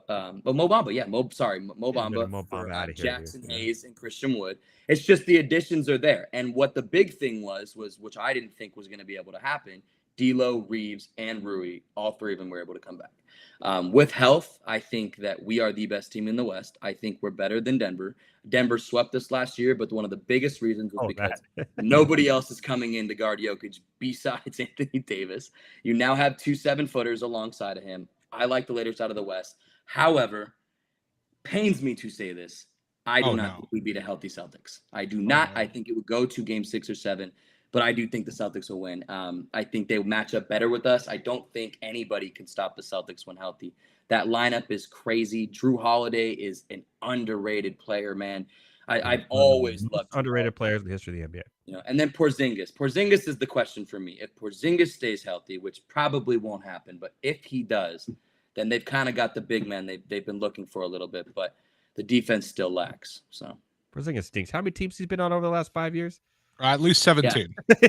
I mean, but the thing about it though is, I mean, the stats are there when he's on the court. You can't argue with the stats. The stats are there when he's there. So it's just I mean, the stats are there because he's the only dude on the court. So I mean, Kyle Kuzma averaged over 22 points per game, right? Like, you know, I mean, Bradley Beal was there at a certain point. Bradley Beal's a very ball dominant player. They had people. Okay. I give you that. I'm down on Porzingis. Do not bet on him for comeback player of the year, please. Or maybe you should. I don't know. no, don't do that. Do not do that. No, stay the. All right. So you say the Boston wins the title over the I do Lakers say in Boston one of the wins the title. biggest rivalries in NBA. It pains me. Interesting. What pains me is this. I'm going to take, by the way, from the old NBA expert, because he took the Lakers to the new one, me. I'm kidding. I was messing with you. I'm going to go ahead and say Milwaukee out of the East. I think they do enough to pull it off. Make some trade deadlines there. They're a little sour taste in their mouth after last year, I believe. The Dame effect with Giannis, a little bit less on Giannis. He's not just the face of it anymore. I think they start off very slow in the season. Very slow start, maybe even like 500 for the first month. But then they start to pick it up, find their identity, and they roll in to the championship against the Denver Nuggets. If it ain't broke, don't fix it. They are the best team, I think, in the NBA. I think they're going back to the finals this year. I think they're going to roll over all these teams with no depth. Although I think it's going to be Denver versus the Lakers in the Western Conference Finals, but Denver wins at 6. And I'm going to say this. It's Dame time, baby. Give me the Bucks to upset Denver and win the NBA title 2023-2024. I'm on the Dame train, baby. I like it. Yeah. Heavy T, any I mean, it's any man's game, right? But I mean, yeah, pretty much for the most part, it's any man's game.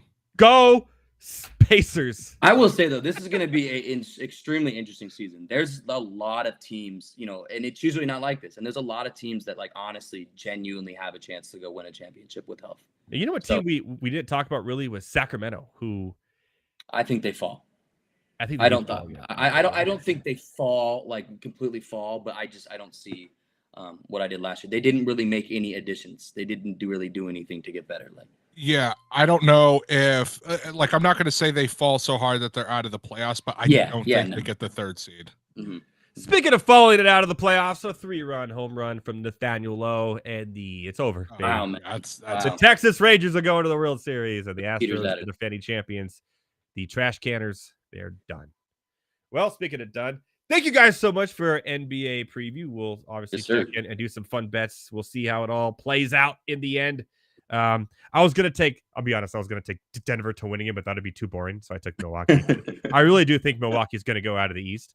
I just want to switch it up a little bit because Heavy T took Denver. I'm like, let's go to the way there. So Celtics for Thomas, Denver for Heavy T, and the Milwaukee Bucks for me. It rhymes. The Dr. Seuss show of record. Yes, sir. Well, Thomas, you'll be back next week Yep. for our Halloween special with a special spooky. Rant. Wear your Halloween costume. I'll be wearing mine. All right. Okay. For sure. We'll have a lot of fun. Thank you so much. Our resident Monday Night Rants NBA expert, Thomas Stevens at Better Thomas. Get your Halloween questions for next week. We'll bring back Rants on the Street. Yes, sir. Heavy T, let's take a quick break. When we come back, let's talk a short little bit of college, and then what say ye, Heavy T? And I think we have a eulogy. Ooh. I will double check that. We will see, but I will double check. All right. After the break, what say ye, Heavy T? And maybe a eulogy. Love you, Thomas. At Better Thomas, everyone. Give him some love. Later, man. Later. Loons. Where did those come from? Okay. Now, where? Where did What? those come from? What was that? Wait, where did those legitimately come from? Like, no idea why balloons just appeared out of show nowhere. them on your screen. I did not press anything. I did not touch anything. Maybe Sports 7 in the chat's messing with us. I have no. That was insane, right? That was weird. Okay, we're gonna clip that. We're gonna. I don't. We'll go back and What just find that and happened? post that on Twitter for everyone to see, or on Instagram. All you fellow ranchers who see what the hell that. Hopefully that came out live. Like I don't know where. Pretty sure it did. That's the first. Stop I've ever pressing seen it. buttons, Heavy T. I did not touch anything. That's hilarious. All right, we'll do short college football picks. And I'll get to what say you Heavy T after the break. We'll see you soon, my fellow ranchers. Balloons. Of the NHL games, I had a conversation with Coop A Fiasco yesterday when we were producing High Stakes, and he was talking about playing video games. And since he covers fantasy football, I said, "Hey, are you going to be getting the new Madden this year?" And he goes, "Yeah, I don't really play Madden. I play NHL." And that tells you, and it really does, that I do feel that the NHL game is better than Madden. I feel like Madden is overrated. The NHL game is so realistic. I don't know if you guys saw the trailer and all the new additions that they added to this game, but it really looks good. I tried finding all the games that I had of NHL, and I thought I had a lot. I only have 4 of them. And that's because I used to live with my my roommate and good friend who got me into hockey, and we would play most of it in his house. So he has most of the games, but I do got 21. There you go. I got Okay. NHL 18. We got Connor McDavid up there. There you go. NHL 12, I think, was the start of the new consoles for me. But the big one, Okay. the holy grail of NHL games, NHL 94 Oh, there for you the go. Sega I mean, Genesis, yeah. right there. Look at that. Look at that beautiful cover. Look at it. Looks like a VHS tape. That's how good this game was. No, let me stop you right there. So people, VHS tape, if you don't know, it's this like rectangular black plastic with the magnetic tape on the inside. Tape's this big. You put it in something called a VCR. For a little while, there was something called Beta that didn't last too long. Look at this cartridge. I mean, they're not cartridges anymore. They're either discs or those little memory cards. But man, that thing is thick, right? And You don't and even then need a cartridge or a disc anymore. You can buy the digital version. You can- digital version, Any and of then you that. got Ron Barr on the book.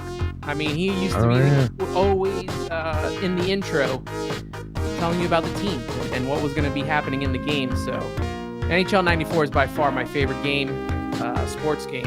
I love that game.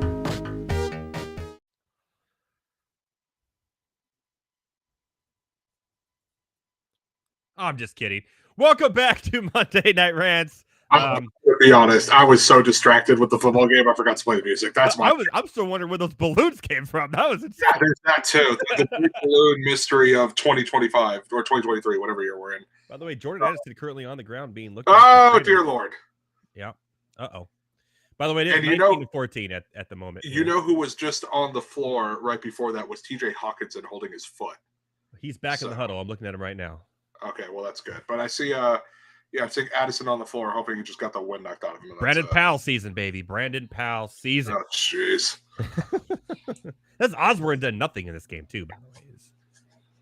Right? Is it 3 catches for 35 yards? Yeah, I don't think he's really done a whole lot. Yeah. Brandon Powell has 2 for 43, and that's when Addison was healthy. So maybe we're looking at a shift from Osborne to Brandon Powell, who I saw some people on actually say get your waivers on him now. So there you go. That's a good list, right? When you're on a list with Justin Jefferson and Randy Moss as the only Vikings rookie with 100 plus receiving yards in. Oh yeah, you're doing pretty damn good, man. That's pretty dang good. All right, Heavy T. Let's play some What Say Ye? And we're going to talk about little NCAA over the weekend. I don't want to call it an upset because we both kind of called it. But why on earth, after what we've seen from USC, are the coaches still ranking them in the top 25? What? Thank you. So why are they still ranked? They are at number 24. They are an awful team. Why are they still ranked? I don't know. I don't. It's because they have Caleb Williams and they're in LA. That is literally the only reason. If this was Kansas, they would be not ranked at all. Why the hell is USC still ranked? They are the most fraudulent team in all of college football this season. I told my dad this earlier this weekend. They are probably one of the most overhyped college football teams ever as far as going into the season goes. Lincoln Riley is a fraud. That dude sucks. Caleb Williams is still good, but everybody's else as their opponents has figured out the USC's tempo. They figured out that their offensive line is actually more of a weakness than it is a strength, and they're just rushing them all the time, okay? And Caleb Williams, he has pressure, but it's gotten to the point where people are legitimately asking, like, hey, maybe Drake May should go number 1 overall instead. I don't know if we should take it that far. He didn't have a good game either. North Carolina lost as well. North Carolina lost, but he still threw for 350-something yards? Yeah, he's fine. He had a good game, man. Yeah, it's just, why is USC still ranked? I don't know. Why NCAA? Well, USC has California this week, and if they can't beat Cal, then come on now. Or at least destroy them. So they have Cal. And let me just double check this real quick. Let's see, USC, there they are. Clicking on the schedule. So you have Cal, and then you are at home against number 5 Washington, on the road against number 8 Oregon, and at home versus number 23 UCLA. I would not be surprised. They are currently 6-2. Would not be surprised at all if they finish the season 7-5. Yeah, I can see that. Those are tough games. Those are hard games, brutal games. And that defense has just got figured out. There's nothing they can do. That defense is Swiss cheese. They are awful. Like, as soon as I saw Colorado come back like a couple weeks ago, I was like, nah, this defense sucks. And they haven't done anything since. They are awful. Yeah, I'm with you. We're not going to go too much into the top 25 poll this week because this is really the last week it really matters. Yeah. Because starting next week, we're going to have the actual BCS rankings. Thank God. Thank God, because that's what really matters when it comes to the playoffs, the college football playoffs, which I think that there's going to be a lot of change there. I think Washington will be in the top 4 when that gets released. I think, what Florida State's doing is good, but the ACC isn't as good as the Pac-12. I think that all comes to play with the actual BCS rankings and computer models instead of just coaches saying, oh, they look pretty good. So we'll see how it all plays out next week, but some big games next week I want to talk to you about. Maybe quick little predictions here. One game I'm very interested in, and by the way, the odd man out of the top 25 who should be in other than USC is Florida. They are actually got the most votes not in the top 25. They're at home against Georgia this weekend, which I think is going to be a really good game. I think currently the spread is 14.5 Georgia. I'm a little interested in taking a little bit of money and throwing it in Florida's way to just cover the spread there. 14.5. It depends. Is Florida's quarterback still the dude from Wisconsin? What's his name? Graham Harrell, Graham Hurts, whatever his name is. Yes. Yeah, I'm probably taking Georgia. That dude sucks. Graham Mertz, my friend. Yeah, no, he sucks. It's funny too because one of my friends lives in Wisconsin, and she told me, she said, "Oh, one of my really good friends is dating the quarterback from Florida," and I was like, "Graham, whatever his last name is," and she's like, "Yeah," and I was like, why? He's a loser. Just why? Like, he sucks. Like, he's not good. So, like, why are you dating that guy? She's probably dating him for him, not for his performance on the field. Everything. I hope so. Jeez. This dude's going to end up like Will Levis, but worse.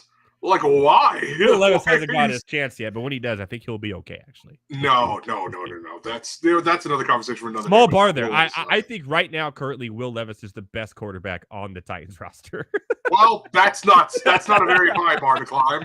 Like, that's a pretty low bar to climb. And they still make him inactive every week. It blows my mind.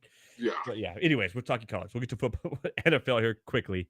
I want to talk about the Oregon-Utah game. That's a good one. In Utah. Remember, Utah Rising's out for the year. He may come back for his 13th year of eligibility next year. We don't know. They're without their starting running back. They're without their starting tight end. They do have a really good receiver there, and they started the freshman quarterback here recently who's been putting up pretty good numbers, especially running the ball. Throwing the ball, not so much. Their defense has some key injuries as well. I know it's in Utah. Utah's played Oregon very tough. At only -7 for Oregon, a touchdown, I kind of want to take Oregon in the -7. If it was like 10, I'd be a little wary.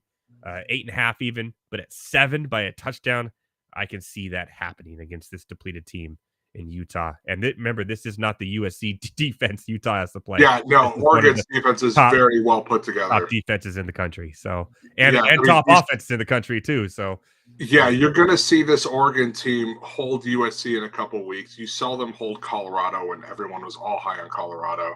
I mean, yeah, I'm taking they Oregon. held Washington State, who's been a good offense this year too. Last week. Yeah, I think the -7 is a pretty safe bet. I actually really like that. I mean, don't get me wrong, I really like Utah too, but USC is USC for a reason. Like, they suck. So we get it. Yeah, we get it. Now I'm gonna look. There's so much USC slander that needs to happen. I hate USC. I'm with it. I'm with it too, but we got to move on. Not from hating USC, just in the show. Next week we'll bring it back. Yeah. Duke Louisville is a good game. By the way, Duke should have had that, man. They were up, but once they lost Leonard back to injury, they just they had the lead, and then 17 straight the other way for Florida State. Duke is a good team. Leonard's a good quarterback. I think he's going to be drafted in the first round of the NFL. He doesn't have a lot around him, but he makes things happen, and I really like him when he's not on the field. It's just hard for them to produce any points. Louisville finally lost after beating Notre Dame. Here we are again, -4 in Louisville. I'm still not sold on this Louisville team. They're 18th in the country. Duke is 20th. I'm just not sold that this is a top 24 team. I know they beat Notre Dame, but even though they're 6-1, their other wins weren't that impressive to me. And this Duke team looks a little overall better, so I'm kind of going to take Duke in the +4.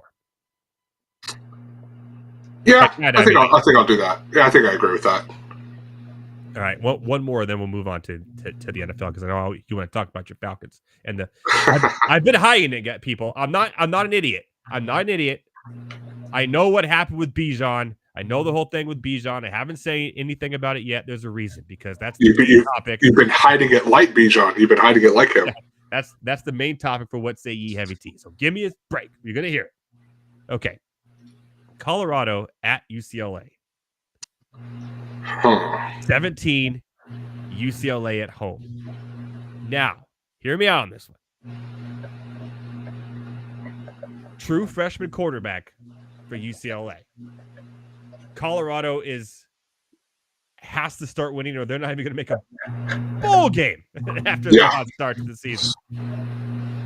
It doesn't get any easier for Colorado after this.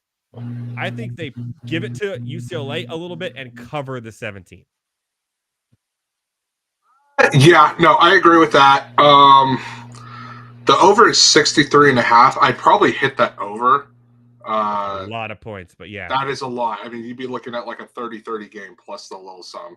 I think I'll take the over on that.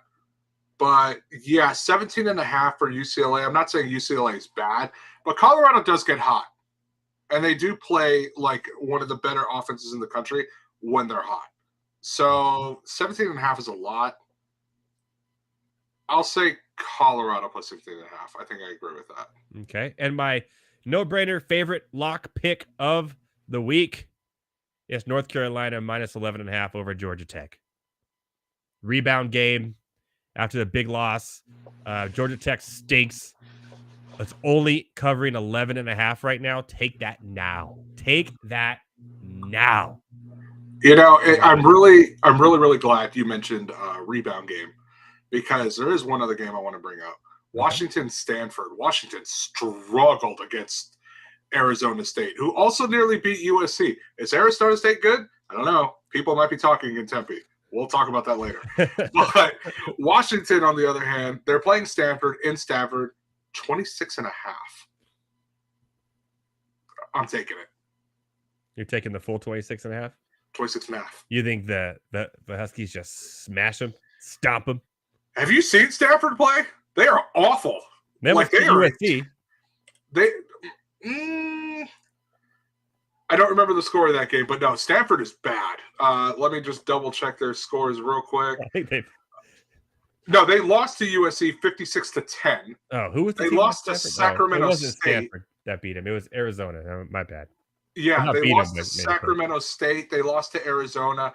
Lost to Oregon 42-6. Lost to UCLA this past weekend 42-7. Did 1 point better. Yeah, no, Washington. What is it? 26.5. Washington all day. Yeah, I'm with you on that. And by the way, which is really sad, when I was watching the Stanford Oregon game earlier this year, it was in Palo Alto, and the stadium was 1/3 the way full. There's red seats everywhere, and 80% of the fans in the stadium were Oregon fans. Yeah, Stanford has definitely fallen off over the past decade. It's kind of sad, actually. Yeah, it is sad. So thoughts and prayers to those in Palo Alto. Sure. Here's a new one, just because we're about to get to it soon. But Stanford, I'm sorry. After all that. Sounds like somebody's got a case of the Mondays. Agreed. All right, it's time for What Say Ye Heavy Tea?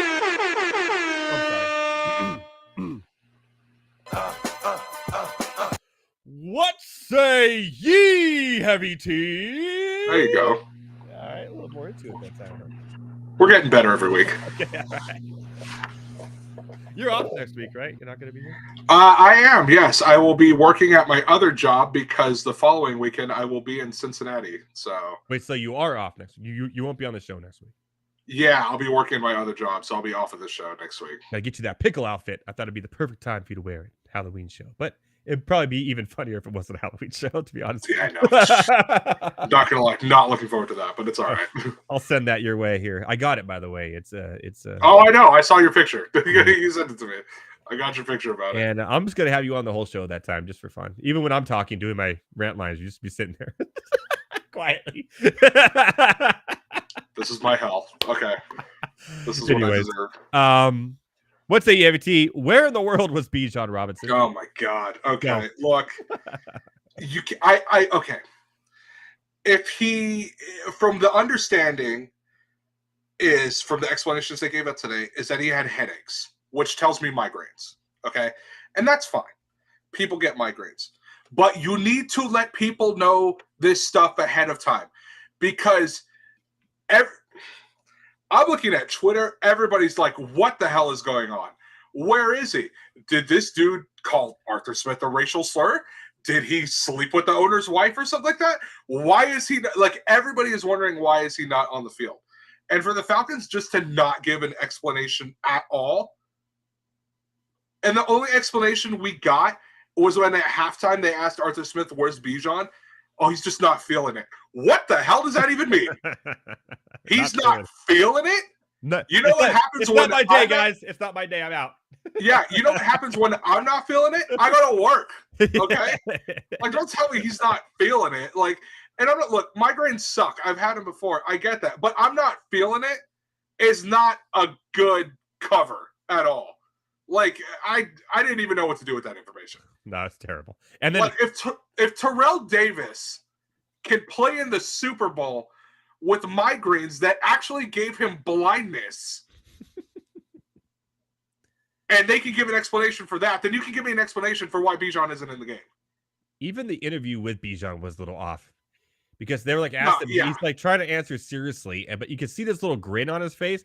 I don't know if that's his normal face, but he had this little grin, like, I'm just telling you what you need to know. I'm not telling you what you want to know, type of thing. And it was odd. No, the whole thing was, and now the NFL is actually investigating it and asking questions of what the hell happened.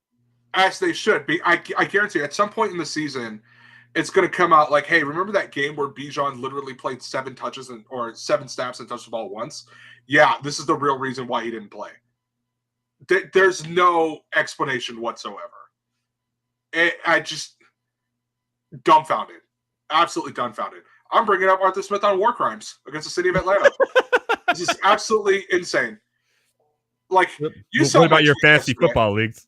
So I am so glad I did not, because everyone's like, oh, you're a massive Falcons fan, you're going to take Bijan in the first round. I didn't touch him in any fantasy football leagues. I look like a genius. Okay. Yeah. Just because you watch the show. Yeah. I'm not big on certain rookies. Okay. But like, as far as the whole Bijan thing goes, I'm going to show you my tweet that I sent you yesterday, but just so other people can see it. Give me one second here. It's a great tweet, by the way. It is fantastic, because I sent you a tweet or a text that said, hey, did Arthur Smith play against Bijan in his fantasy football leagues? Yeah, right there. If anyone out there sees Bijan Robinson, please alert your local authorities or missing persons. Tag the FBI, the CIA, the president, and the Atlanta Police Department. It's just like, what the hell? Like, dude. Did they ever get back to you? No, neither did. I did ignore a spam call earlier. Could have been one of them. It's very possible. But it's so funny because, and even the Falcons Twitter was like, oh, where is, I can't remember. They put something yesterday, like, where is so-and-so? And immediately everyone's replying, where the hell is Bijan? Where is he? I don't, it's just befuddledness. They weren't even showing him like on the sideline or anything like that. It was exactly my point, dude. Really it made weird. No sense. Oh yeah, that's what it was. Grady Jarrett had his helmet knocked off, and they said, "Where did Grady's helmet go?" All the comments, "Where did Bijan go?" Like, just oh my god, it was a cluster F. And then on top of that, Ritter needs to go. He sucks. Yeah, this dude was at the Bucs 1 yard line. Not his own 1 yard line, the opposing team's 1 yard line.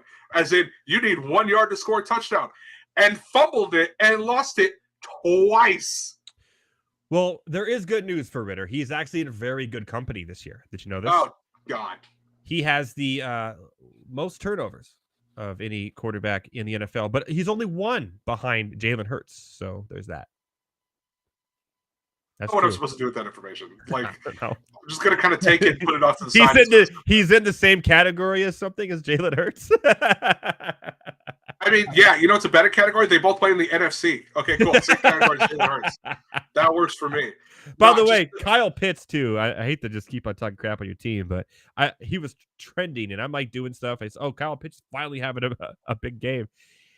He's trending for a great catch he made for a 3-yard pass. And that's it's funny because he got the entire game. So I'm watching the game, and my friends at work are like, dude, Pitts just made an insane catch. I'm like, it was for 3 yards. Who gives a damn? Yeah. I don't care. It was for 3 Make that catch 30 yards down the field to be impressed. Cornell Patterson just ran a 4-yard run that went farther than that catch. Like, you know who can make a 3-yard catch? Probably me. Okay? Like, oh my God. I know they won. It's one of the uglier wins I've ever seen. I was infuriated at that game. Yeah, I can imagine. Yes. Awful. Yes. Awful. Does Bijan play next week? What's going on? Is he better? Is this smoke and mirrors, or is this an actual headache? So what do you think? Today's Monday. They usually have the day off. Yeah. If this dude is not on the injury report tomorrow, he better be playing. If they pull this crap again, I'm going to be livid. And so will Roger Goodell, to be fair. Yeah. So, like, he's going to be pissed. Yeah, no, they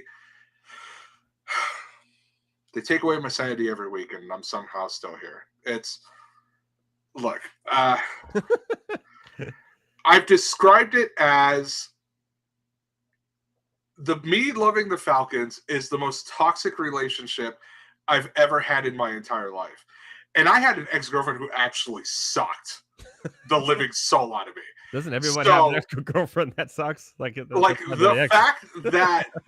fact that the Falcons are causing me this much strife is not healthy. So do what you will with that information. It's not good. He'd rather watch 80 for Brady again, people. That's how bad it was. Okay, well, let's not go that far. It's fucking crazy.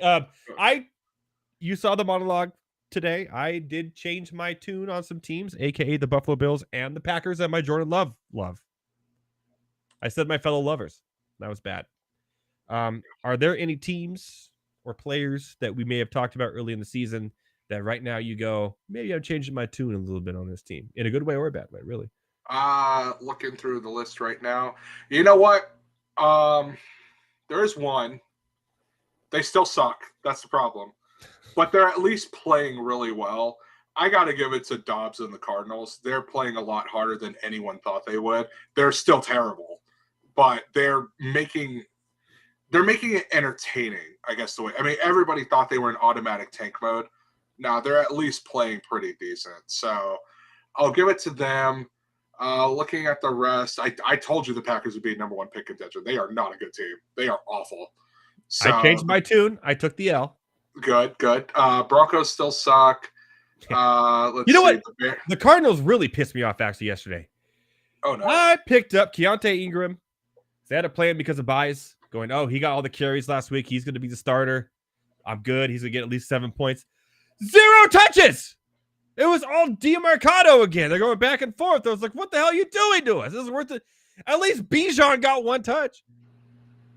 So that's my gripe with the Cardinals over last weekend. Look, that's your fault for not picking up Donta Foreman. That's all you. That's all you. He was already picked up from the previous. Well, should have got him earlier then. Let's see. Looking at the rest, I have Roshan Johnson and Khalil Herbert in that league. looking at the rest of the teams real quick. The Browns defense is good, and they got absolutely saved yesterday because that game was also horribly officiated. But that seems to be a thing now in the NFL. Yeah, now I will admit with the Browns, I was half right. The Browns defense is good. The Browns offense is not good.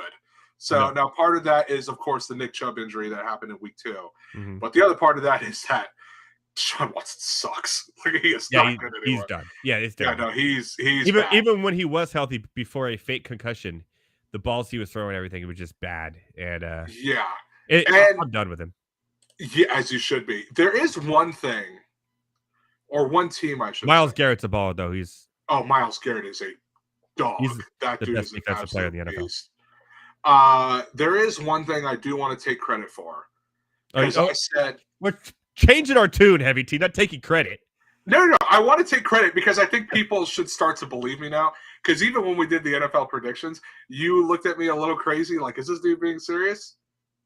The Texans are 3-3, and they actually look pretty good. Yeah, but you know how high it was on CJ Stroud and everything, and the coach and the weak division. So I did look at you a little bit because you said they were going to win the division. I don't know if I said that. I'm going to go back and look at the they were going to win. You said like they could. Like I remember you saying I said they would finish second. I don't think I said they would win. But it was second. Okay. Right. Yeah. Which is very possible. If you look at the rest of their schedule, it's not good. Most of these are really winnable games. Oh yeah. They play Carolina, the Bucks, Cincinnati, the Cardinals, the Jags, the Broncos, the Jets, the Titans still twice, and the Browns. There's a lot of winnable games right there. I like it. I like that team too. I like the direction they're going. If they could just get some, not this year, but like in free agency, some sort of offensive line that knows how to block for the run game and unleash Dameon Pierce, they'd be on their way. They have really good pass blocking, which is crazy because Stroud's actually not getting sacked that much. But for some reason, their offensive line cannot block for the run to save their life. It's insane. I mean, when Laramie Tunsil's your leader on the offensive line, your offensive line is probably pretty good. Yeah, but they can't they have like the lowest yards per carry, bottom 5 in the NFL. Yeah, Dameon Pierce, who last year he was not good in the red zone. Actually, short yardage, he's not good. It's really maybe he should just be better. Simple as that. Yeah, I'm going just with you. Be better. Maybe it's him. We are going to have a cut tonight. Just want to let you know. Okay, so it is going to be Garrett. Yeah, it looks like it. I mean, he has Brock Purdy still, and he is behind Dylan by 11 points. So he needs a miracle. And Dylan still has Kittle. and Osborne. Okay. So I believe, and Kittle just caught another pass as we just watched this. So that's more points to Dylan and less points to there. So I believe our boy Garrett, who's just came back from the Bahamas, by the way, I believe he's done in the Guillotine League. And that's sad. And he has some very interesting players on his team. Brock Purdy, Josh Jacobs, Javonte Williams. Well, there's the two that screwed him right there. Devonta Smith, who's been playing hurt the entire year. Hollywood Brown, Kyle Pitts, who doesn't help anyone. Eckler, who had his worst week ever in the last 2 years. The first time Eckler has not had 10 points when starting a game in fantasy, by the way. But he does have two somewhat big prizes on his bench in Trevor Lawrence. And when he comes back, A-Chain. And Michael Thomas, who, by the way, has constantly put up over 10 points a game this year, is quietly. Michael Thomas is overrated. I don't care about that. Hey, but 10 points is 10 points, man. I will shout out to my team, who had 153 and the highest scoring team of the week, which means I will go down next week for saying that. The Guillotine League. But our boy, Garrett Price, Dynasty Nerds, we hate to see you go, but you pretty much have officially been eliminated from the Monday Night Rants Guillotine League. I'll come up with the eulogy in about 5 minutes. We love you. Yeah, you're going to write it while I do Case of the Mondays, aren't you? Real quick, or you know what? I'm kind of feeling this today. We might just wing it. We'll do a winger. A winger. We're going to wing it. Also, real quick, while we're doing the shout out to also Adam Bernard, who was eliminated last week, but we didn't do a eulogy because it was way too close to call. Oh, we still have his eulogy too? Yeah. Well, we'll mention him. He'll get a cameo appearance.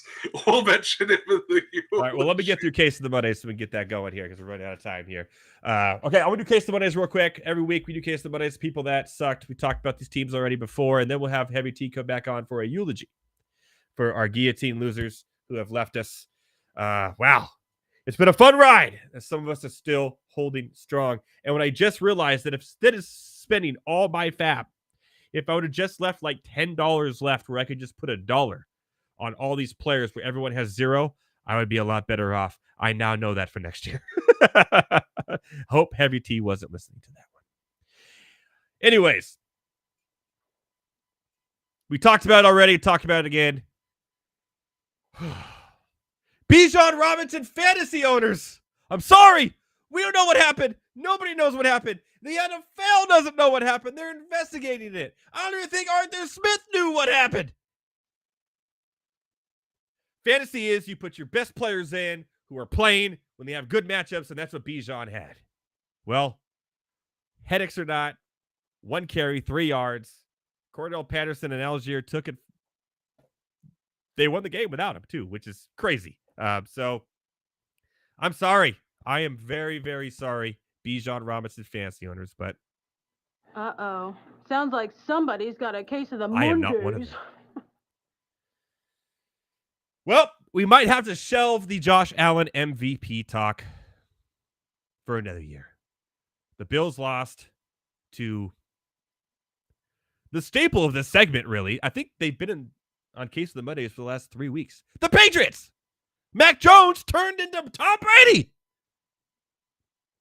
The Bills are too one-dimensional. They're hard to take. They ripped the Dolphins to shred. And now all of a sudden they've lost to the Jaguars, the Jets, and the Patriots. I thought they were a contender. They are not. It's all about the Chiefs. Maybe the Dolphins and possibly the Ravens. More on that next week. But Josh Allen, 27 of 41, 265, 2 touchdowns, 1 interception. His QBR was 90. Mac Jones' QBR, 126.7. Josh Allen got outgunned by Mac Jones. Josh Allen? Sounds like somebody's got a case of the Mondays. If you're wondering why Brian Hoyer was never really a starter in the NFL, well, it's because, well, he sucks. And whatever the heck Josh McDaniels was doing to not play Aiden O'Connell from the get-go was stupid. He actually hung in there with the Chargers a few weeks ago. He sucks. Hoyer sucks. Not the better option. Everything was terrible. You lost to an undrafted rookie from the Shepherd University. Shepherd University. Ugly showing. The Raiders. Uh-oh. Sounds like And last but somebody's not got least, a before we case do of the the eulogy, my Mondays. favorite. I complain about this all the time. Iowa is not a top 25 team. But they got a good defense. Their defense is so good. Yeah, they're so good they lost 12-10 because their offense is terrible. And even worse, they ran a punt back for a touchdown to actually win the game. Not offensively, special teams. But he signaled for a fair catch. Got called back. Next thing you know, Minnesota wins. By the way, I won that bet. Because always bet against Iowa. And the spread. Every time. Iowa, finally out of the top 24. Top 25, sorry. Hopefully they never come back this year. I'm tired of seeing that stupid Hawkeye black and yellow in there. No, they're not a good team. They have no chance being in any type of championship game. No one wants to watch their team play. They lost. They're terrible. And finally, for the last time ever, and never again in the top 25. Uh-oh. Sounds like somebody's got a case of the Mondays. With that, I give you a eulogy from the MNR Rants Guillotine League. I guess that's my cue to go. So, what gave it away? That real quick. Okay, so we are gathered here today to say goodbye to our friend Garrett Price and his team known as Dynasty Price.